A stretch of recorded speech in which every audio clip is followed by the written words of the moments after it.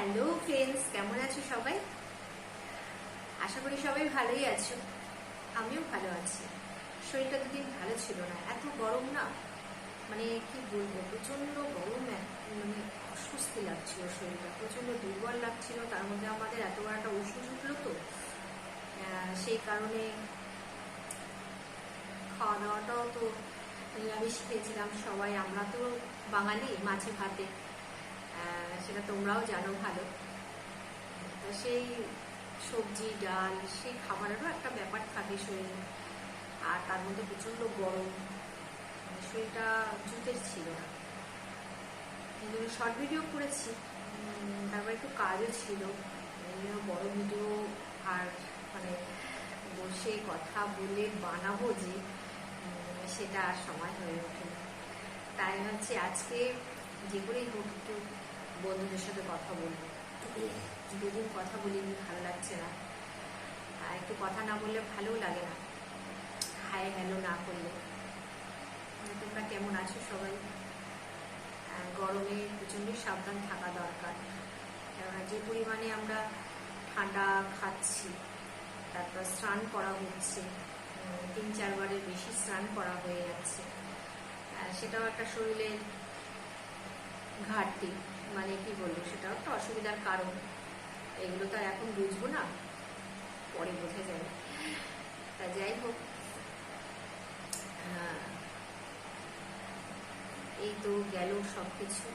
আর আজকে তো সারাদিন প্রচুর পরিশ্রম গেল। আজকে তুলনামূলকভাবে একটু গরমটা কম, একটু জাস্ট। আর আমাদের গ্রামের বাড়ি তাতেই অবস্থা, একটু শহরের দিকে যাদের বাড়ি তাদের কি পরিস্থিতি বলে।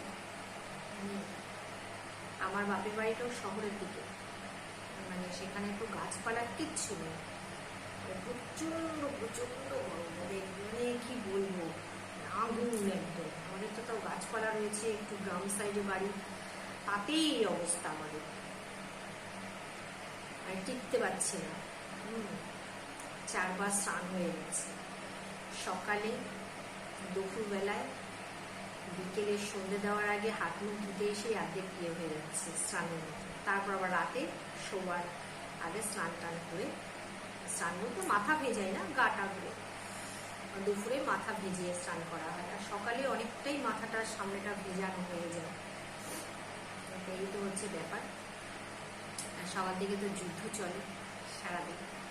এখন আমি একটু চোখটা লেগেছিল, একটু ঘুমালাম, একটু ঘুমিয়ে উঠে সন্ধ্যা দিলাম, সন্ধ্যা দিয়ে চা খেলাম।